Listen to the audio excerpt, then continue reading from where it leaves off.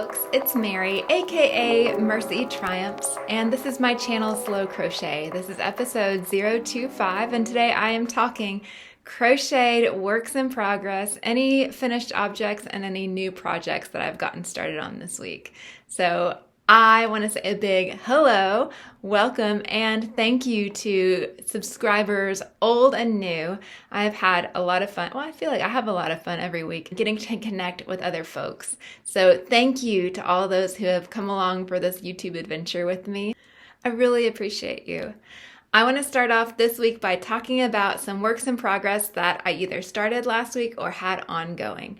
The first thing I want to revisit is my Elm Slouch hat, which was by Toni Lipsey of TL Yarn Crafts from her book, The Tunisian Crochet Handbook.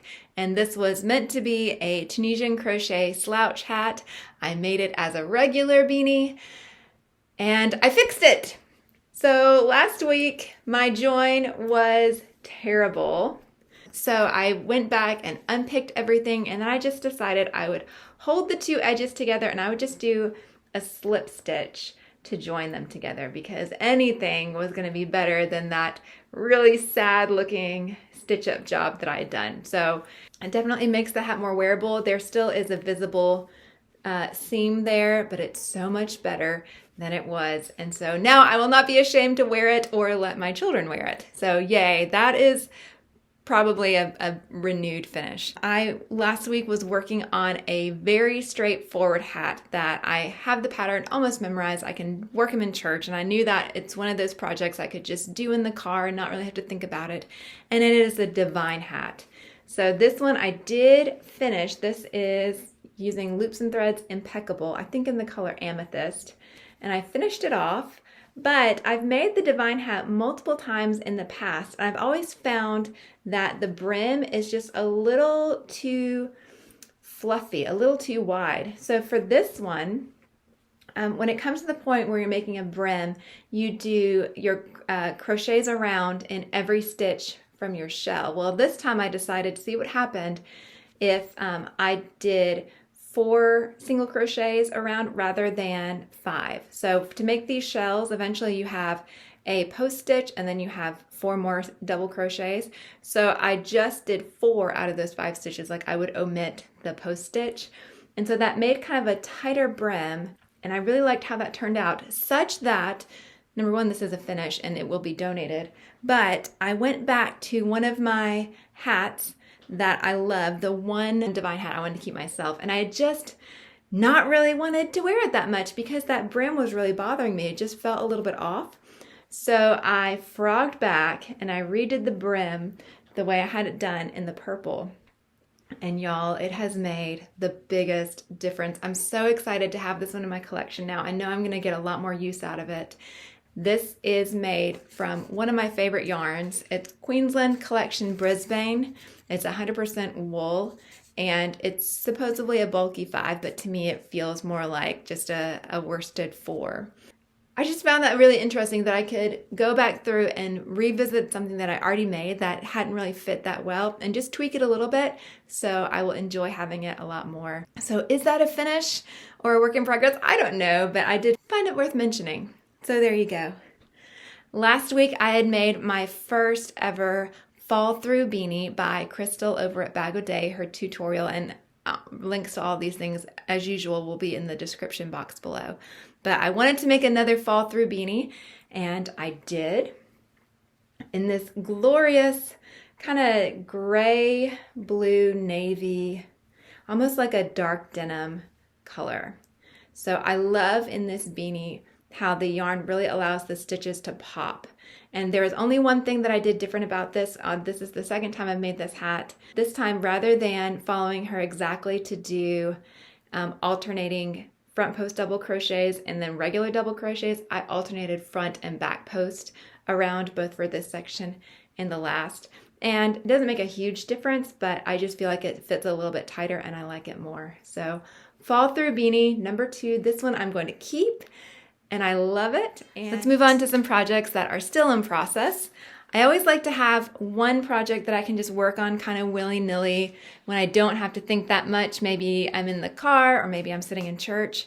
So for this one, I decided to shop my stash and I picked up some I Love This yarn from the 2023 Hobby Lobby clearance.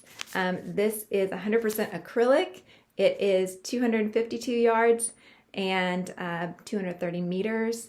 It recommends like a size 5.5 millimeter or eye hook. And I grabbed this one for $1.24 a skein. The colorway is Deep Sigh. And I had two of them. So I thought this is a color that's going to be really beautiful, but it's kind of busy. So I thought I would work it up as a scarf. And so I could just use up both skeins as I make this scarf. And scarves are great for donating. I know that it's easier sometimes to donate hats and things because scarves can take a lot more yarn, but they're very useful. This will go straight to the donate pile once it is done. But for now, I'm just working it up in linked treble crochet. So if you know anything about linked treble, it is a relatively new stitch to me, and it wasn't until I had worked it a couple of times before I realized someone pointed out that it is a very small form of Tunisian crochet, but you work it just on a regular hook. I've been using my J hook, my 6 millimeter hook for this, and so far it really seems to work with the yarn. It's nice and thick, and it's not something that takes too much focus, so I can listen to other things while I'm working on it. And the colors are just beautiful. They're pooling and playing in a fun way. So with the two skeins, this is going to be my go-to just sit and work on it and not to think of it project. And also quite portable for now. So, which is important because sports season has begun in this family. So I will be at practices and games and I'll need something small to work on for those types of things. So that is not the only project that I will be working on during sports practices and games. There is another project that I've been wanting to start for a while, and it wasn't until this week that I really said, okay, now's the time to do it. I have made a new YouTube friend. Her name is Marquita. Hi, Miss Marquita. She's over at Marquita's Knotty Crush, and all of her information will be in the description. Her YouTube channel will be in the description. She is doing her first make along, her first crochet along or knit along, and for the months of August and September, the idea is to make a vest. And there is a particular sweater vest that I've wanted to make out of a particular yarn. I've had the yarn set aside and I haven't really known which vest to make, and I've kind of been thinking about it for a while. Finally, I made the decision. I saw that she had posted about this. I thought, okay, this is the time. I can do this now. So the name of the pattern is Kids Sweater Vest, and it is by Breann Mauldin, who I'm already doing one of her patterns for another project, which I'll show you the progress on here in a moment. I am using my favorite Queensland Collection Brisbane. Again, it is 100% wool. It is 144 yards, 132 meters. It's called a bulky 5, but I kind of consider it more a worsted 4. It calls for a US K size hook. I've been using a J. So for Kids Sweater Vest, it uses double crochet herringbone for the bulk of it. And this is what I have so far. I think this color is number 101. It's kind of a sandy, kind of a right on the edge of taupe and pink. I think it's just a beautiful color. So I have 5 skeins of these, and I think it's going to work up perfectly for the sweater vest. You start with your ribbing at the bottom, and I'm doing a kid's sweater vest. Well, I'm using a larger weight yarn and a larger hook size, and I've also kind of fiddled with it a little bit to get a size that I want. I'm not just following the pattern verbatim. I'm checking the rows. I'm checking it how I want this to fit. I am doing a more fitted vest, and this is the front. And so I've just begun the armhole shaping and coming up the side here. So I think I'm gonna be able to finish this by the end of September for sure. It is such a straightforward and sweet pattern. It's one of my favorite stitches, the double crochet herringbone. So it is very fun for me to work on. It's very relaxing, and I can just knock out rows really easily. In fact, originally I had done a larger ribbing, and I had gone maybe 5 or 6 rows up before I realized, oh, this is not going to fit the way I want it to. And I frogged all the way back, undid some of my ribbing, and restarted it, and I've still come along quite quickly. So very happy with this make so far. Very happy to meet Marquita.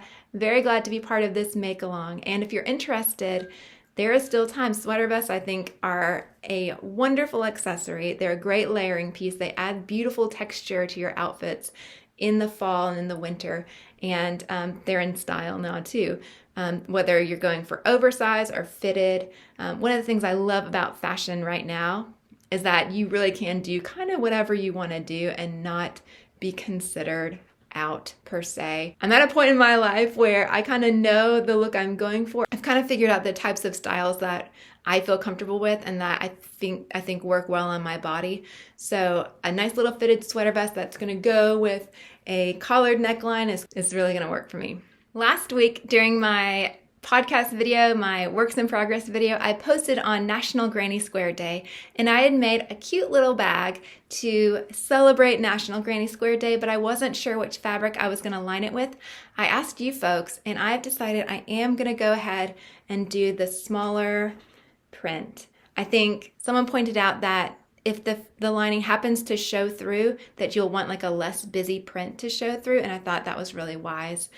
So that's what I'm going to go with. I have not lined it yet.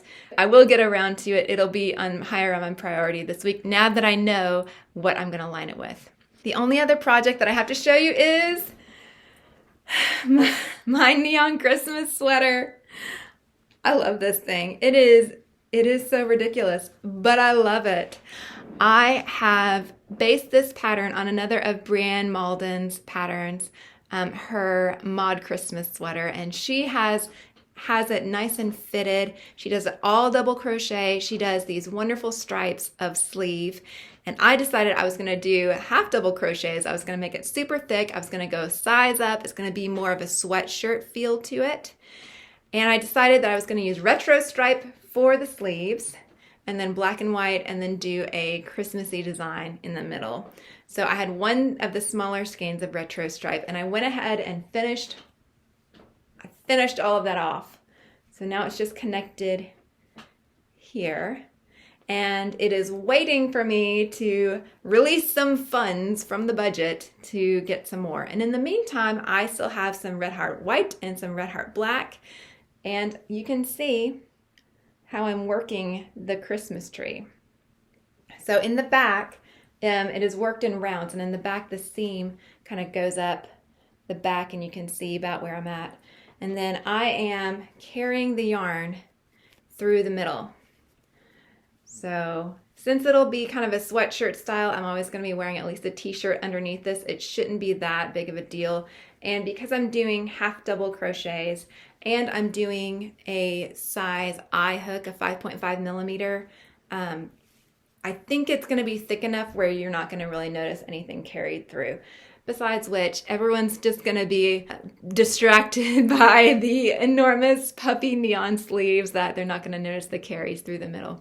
So this is something I've had a lot of fun working on. You can see, I think last week I was only about to here, but I'm going to keep going as far as I can with my black and white. And then I do have something special planned for the back.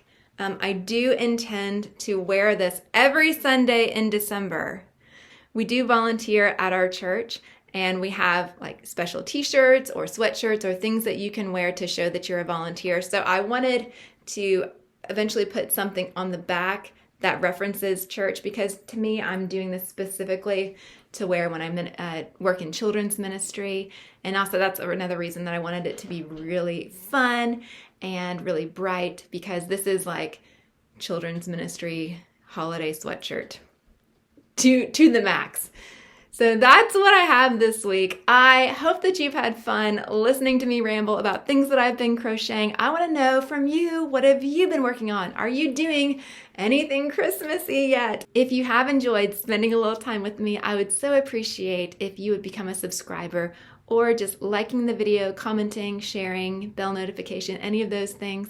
It is really encouraging. And I mean that genuinely. I genuinely enjoy getting to connect with you. If I'm not your cup of tea, I do appreciate that you've listened this long, and I hope I'll see you again. Bye.